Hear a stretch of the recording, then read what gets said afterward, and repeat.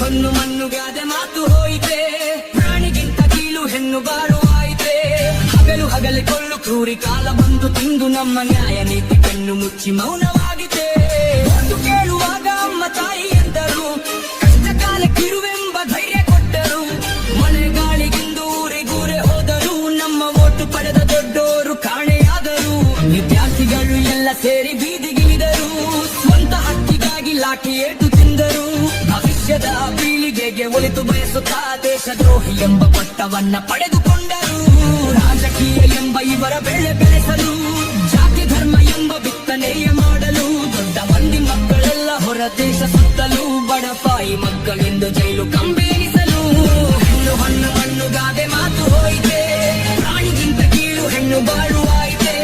ಹಗಲು ಕೊಳ್ಳು ಕ್ರೂರಿ ಕಾಲ ಬಂದು ತಿಂದು ನಮ್ಮ ನ್ಯಾಯ ನೀತಿ ಕಣ್ಣು ಮುಚ್ಚಿ ಮೌನವಾಗಿದೆ.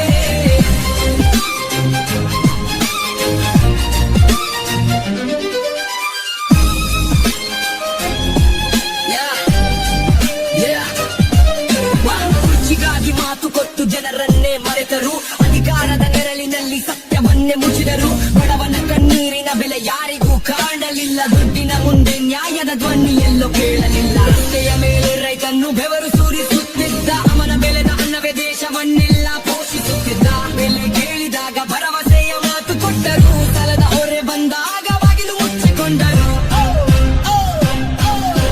ಕೆಲಸ ಕೇಳಿದ ಯುವಕರ ಕೈಯಲ್ಲಿ ಪದವಿ ಇದೆ, ಭವಿಷ್ಯ ಕೇಳಿದ ಮನಸ್ಸಿನಲ್ಲಿ ಸಾವಿರ ಕನಸು ಇದೆ. ಉದ್ಯೋಗದ ಬಾಗಿಲು ತೆಗೆಯದೆ ಭಾಷಣ ಮಾಡಿದರು, ಮತದ ಸಮಯ ಬಂದಾಗ ಮತ್ತೆ ಮನೆಗೆ ಬಂದರು. ಸತ್ಯ ಹೇಳಿದವನ ಬಾಯಿಗೆ ಮೌನದ ಮುದ್ರೆ ಹಾಕಿದರು, ಪ್ರಶ್ನೆ ಕೇಳಿದವನ ಮೇಲೆ ಆರೋಪಗಳನ್ನೇ ಹೊರಿಸಿದರು.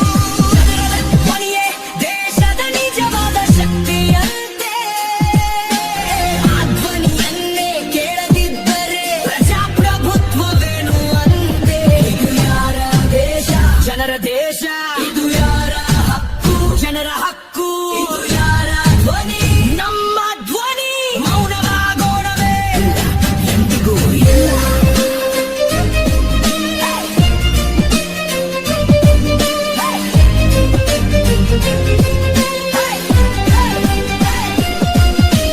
ಕೈಯಲ್ಲಿ ಮತ ಇದ್ದೆ, ಮನದಲ್ಲಿ ಪ್ರಶ್ನೆ ಇದ್ದೆ, ಕಣ್ಣಲ್ಲಿ ಕನಸು ಇದ್ದೆ, ಬದುಕಲ್ಲಿ ನೋವು ಇದ್ದೆ. ಜಾತಿ ಧರ್ಮ ಬಿಟ್ಟು ಒಂದಾಗಿ ನಿಲ್ಲೋಣ, ನಮ್ಮ ಹಕ್ಕಿಗಾಗಿ ಧೈರ್ಯವಾಗಿ ಹೋರಾಡೋಣ.